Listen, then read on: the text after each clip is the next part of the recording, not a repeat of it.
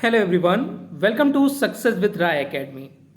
अभी हाल ही में तमिलनाडु गवर्नमेंट ने अपना 2025 और 26 का बजट पेश करने के लिए तारीख का ऐलान किया है। आपने देखा होगा कि एक विवाद इस समय काफ़ी प्रचलित है और काफ़ी ज़ोर शोर से उठा हुआ है। आज हम उसी विवाद की बात करने वाले हैं। वो विवाद है क्या और उस विवाद का इतिहास क्या है, यानी जो विवाद रुपए के सिंबल को लेकर उठा है वो विवाद क्या है। इस विषय को हम आज इस वीडियो में डिस्कस करेंगे। इस वीडियो को देखने के बाद आप समझ जाएंगे कि रुपए का हमारा इतिहास क्या है, कब वो सिंबल अपनाया गया और कैसे कैसे उसमें परिवर्तन होता चला गया। तो चलिए वीडियो को स्टार्ट करते हैं और सबसे पहले आपको हम ये बता दें कि ये विवाद क्या है। देखिए, तमिलनाडु गवर्नमेंट ने अपना बजट 2025-26 पेश करने का निर्णय लिया है। उन्होंने उसमें क्या किया, उन्होंने रुपए का जो सिंबल है, आप जो यहाँ पर रुपए का सिंबल देख रहे हैं, इस सिंबल को हटाकर तमिल भाषा के रू को यहाँ पर ऐड कर दिया है। अब ये विवाद तब गहरा गया जब इसमें भाजपा की एंट्री हुई, यानी कि एक तरीके से उत्तर भारत को कहीं ना कहीं अलग करने के दृष्टिकोण से इस पूरे कार्य को देखा जा रहा है। किस तरीके से जो स्टलिंग हैं वो हिंदी विरोधी माने जाते हैं, ये छवि इन्होंने और अपनी मजबूत कर दी। तो आज हम इस वीडियो में आपको बताते हैं ये क्यों विवाद उठा और रुपए का इतिहास क्या है। देखिए, हर इंसान और देश की जरूरत पैसा होता है। सदी दर सदी और साल दर साल अपने रंग रूप को बदल रहा है रुपया। हर व्यक्ति की जो जरूरत होती है वो रुपए होती है, और जो मनुष्य होता है वो रुपए पैसे कमाने के लिए जी तोड़ मेहनत करता है, इसके जरिए लेन देन करते हैं। लेकिन क्या कभी सोचा है कि इसका इतिहास क्या है? हम बता दें कि जो भारतीय रुपया है इसका इतिहास बहुत पुराना है। अगर हम भारत की करेंसी की बात करें तो वो कई यूनिटों में रही, यानी कि जिनमें बार बार बदलाव भी होते रहे। अब आपने ये भी सुना होगा गाँवों में या फिर अपने बूढ़े बुजुर्गों से सुना होगा कि कौड़ी, दमड़ी, ढेला, पाई जैसे कई शब्द सुने होंगे। पुराने ज़माने में रुपए की कैटेगरी को देखें तो यह फूटी कौड़ी से शुरू होती है। सबसे पहले फूटी कौड़ी लिया जाता है, उसके बाद कौड़ी आती है, कौड़ी के बाद दमड़ी आती है और दमड़ी के बाद ढेला आता है। फिर ढेले से पैसा बनता है और इस पैसे का बड़ा रूप ही रुपया बन जाता है। आज भी चवन्नी और अठन्नी नाम हमने सुने होंगे। इसका मतलब ये है 4 आना 8 आना। वैसे ही जब वो 16 आना हो जाता है तब उसे 1 रुपए की संज्ञा दी जाती है। और यहाँ पर करेंसी में कई बार बदलाव भी होते रहे, जैसा हम आपको बता रहे हैं। और भारतीय रुपए का इतिहास अगर हम पुराने ज़माने से लेकर चलें तो बहुत पुराना है। अगर इसकी हम संस्कृत भाषा की उत्पत्ति की बात करें तो रुप्यकम इसको बोलेंगे हम। देखिए लिख देता हूँ मैं, रुप्यकम, ये इसका संस्कृत अर्थ है। हालांकि इसका एक अर्थ होता है चांदी का सिक्का जिसे बोला जाता है। अगर हम बात करें भारत में रुपए शब्द का प्रयोग सबसे पहले शेरशाह सूरी ने किया था। शेरशाह सूरी ने इसे 1540 से 1545 के बीच अपनाया था, जिसे रुपया बोला गया। और मुद्रा का प्रचलन 1526 में मुगल साम्राज्य ने मौद्रिक प्रणाली एक बनाई, जिसमें इसको किस तरीके से बहाल किया जाए, कैसा इसको ढाला जाए, ये सब बातें इसमें कवर करी थी। हालांकि पूरा जो श्रेय है वो शेरशाह सूरी को जाता है, जिन्होंने रुपया नाम दिया इसे। शेरशाह सूरी का जो मकबरा है वो बिहार के रोहतास जिले के सासाराम में है। ये भी याद रखिएगा, एसएससी में कई बार पूछा जा चुका है। भारतीय रुपए के इतिहास की हम यहाँ बात कर रहे हैं। लगभग 6वीं शताब्दी ईसा पूर्व से हमें पता लगता है। पहले भारतीय सिक्कों को महाजनपदों, जैसे कि प्राचीन भारत के जो गणराज्य बोले जाते थे, उनमें पुराण, कर्षपाण, पनस के नाम से भी जाना जाता था। महाजनपदों में गांधार, कुंतला, कुरु, पांचाल, शाक्य, सूरसेन और सौराष्ट्र शामिल थे। अब ये सिक्के चांदी और एक मानक वजन के बनते थे, यानी कि चांदी के तो बनाए ही जाते थे, लेकिन एक इसकी कैटेगरी रखी जाती थी कि इतने वेट का ही होगा।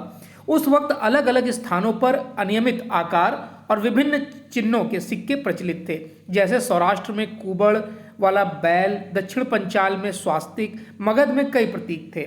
सबसे पहले मौर्य सम्राट चंद्रगुप्त मौर्य ने चांदी, सोने, तांबे और शीशे के पंचमार्क वाले सिक्कों का आविष्कार किया। दिल्ली के तुर्की सुल्तानों ने 12वीं शताब्दी ईस्वी तक, जो 12वीं शताब्दी था उसमें भारतीय राजाओं ने शाही डिजाइनों से इस्लामिक सुलेख के बाद ये बहाल किया था। मतलब राजा अपने आप की छवि को बनाने सुधारने के लिए अपना उसमें फोटो उभरवाते थे। 1526 ईस्वी से अगर हम बात करें तो मुगल साम्राज्य ने पूरे साम्राज्य के लिए मौद्रिक प्रणाली को समेकित किया, यानी कि ऐड किया, मिलाया।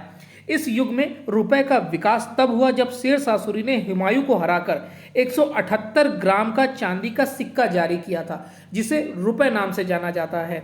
ये सिक्के मुगल काल, मराठा युग और ब्रिटिश भारत के दौरान भी उपयोग में रहे। यानी सोचिए, जो वजन था वो 178 ग्राम का वजन था। ब्रिटिश काल में कैसे रुपए में बदलाव आया, देखिए अब तक भारत में सिक्कों का ही राज था।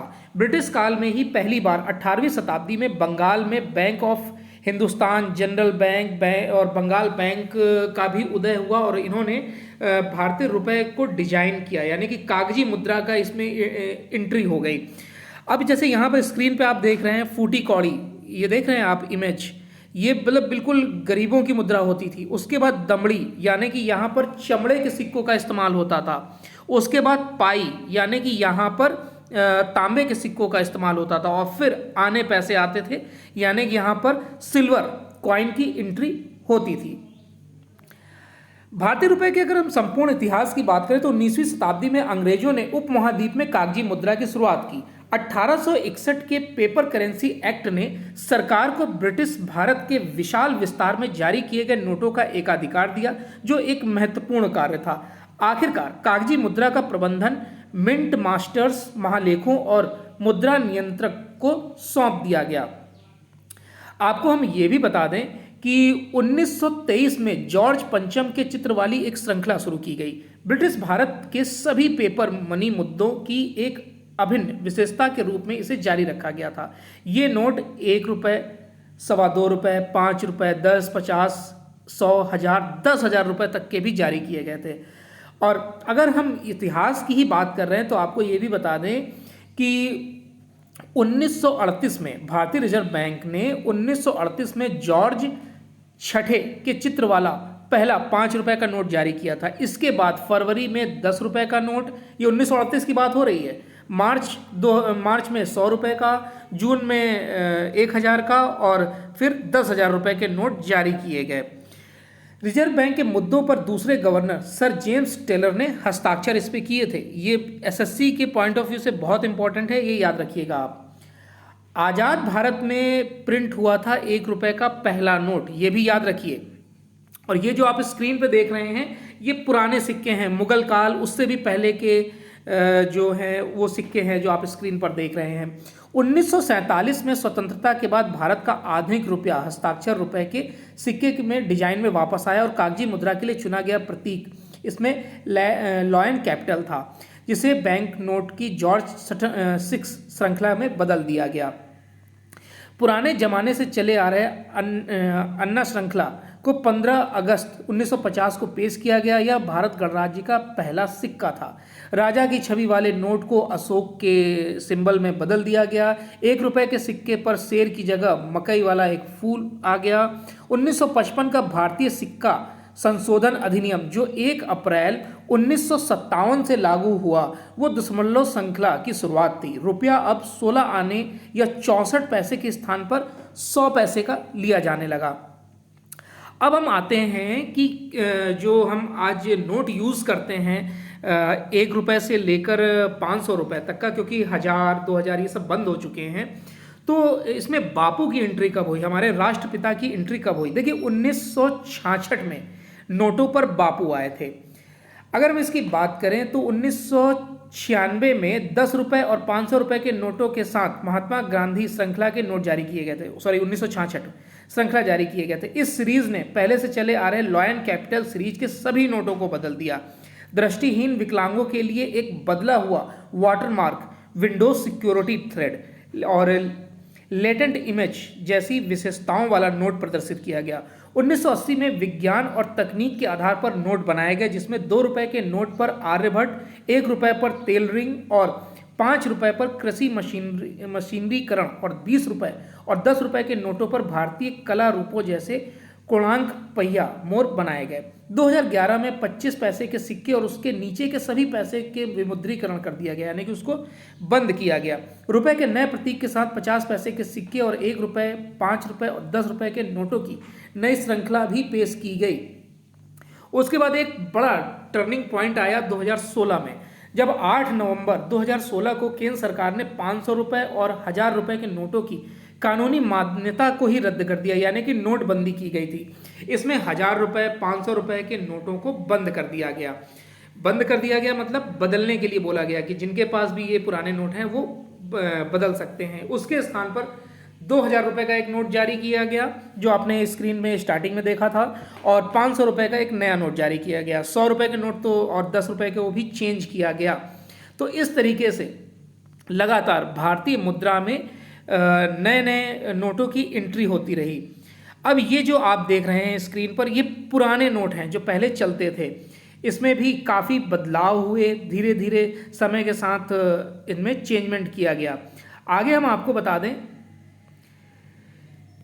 कि ₹1 का नोट जो है वो हालांकि प्रिंट भारत आरबीआई ही करता है, लेकिन जो ₹1 का नोट एक ऐसा नोट होता है जिस पर वित्त सचिव के हस्ताक्षर होते हैं, ना कि आरबीआई गवर्नर के। ₹2 से लेकर ₹2 से लेकर और ₹500 के नोट तक जो हस्ताक्षर होते हैं वो आरबीआई गवर्नर के होते हैं, जो महत्वपूर्ण होता है। ये याद रखिएगा, क्योंकि एसएससी में कई बार ये पूछा गया है कि ₹1 के नोट पर किसके हस्ताक्षर होते हैं। तो ये आप याद रखिएगा कि आरबीआई गवर्नर के नहीं, वित्त सचिव के हस्ताक्षर होते हैं। रुपए के बदलाव के बारे में आपने जान लिया। और ये जो विवाद चल रहा है तमिल में, भाषा विवाद ने जोर तो पकड़ा ही था, और उसके बाद अब जो स्टालिन है उन्होंने इस विवाद में एंट्री कर ली है। रुपए का सिंबल बदलकर, रुपए का सिंबल इसलिए बदला गया ताकि उत्तर भारत को इसमें कहीं ना कहीं नीचा दिखाया जा सके, और वो हिंदी भाषा के विरोधी भी रहे हैं। तो ये एक अच्छा संकेत नहीं माना जा सकता है लोकतंत्र के लिए। तमिलनाडु में देखिए भाषा विवाद जो है वो पहले से ही रहा है। स्टालिन सरकार ने बजट में रुपए के सिंबल को हटाकर जो रू को तमिल भाषा में ला दिया है, वो भी एक विवाद का कारण बन गया है। आप इसमें क्या राय रखते हैं? क्या स्टालिन सरकार को ये करना चाहिए जो पूरे भारत में, यानी भारत सरकार ने जो चीज़ जारी की है, आरबीआई मुद्रा प्रिंट करता है, उसको आप चेंज कर रहे हैं जहाँ जहाँ रुपए का सिंबल है। हालांकि नोट में तो ये चेंज नहीं कर पाएंगे, बजट जो पेश कर रहे हैं उसमें रुपए की जगह उन्होंने रू को ऐड कर दिया है, इससे ज़्यादा वो कुछ नहीं कर सकते हैं। यानी कि जो राज्य सरकार के अधिकार में है वही वो कार्य कर पाएंगे। केंद्र सरकार के हिस्से वाले या फिर जो आरबीआई प्रिंट करता है, इन सब में वो कुछ चेंज नहीं कर पाएंगे। लेकिन क्या ये चेंजमेंट सही था? क्या ये जरूरी था? ये हम आप पर छोड़ते हैं। आप कमेंट के माध्यम से बताइए कि जो ये कार्य किया जा रहा है क्या उसकी आवश्यकता थी। और रुपए के इतिहास को मैंने काफ़ी हद तक कोशिश की है कि आपको समझा सकें, बता सकें। आपको ये वीडियो कैसा लगा ये ज़रूर बताइएगा। वीडियो देखने के लिए बहुत बहुत धन्यवाद।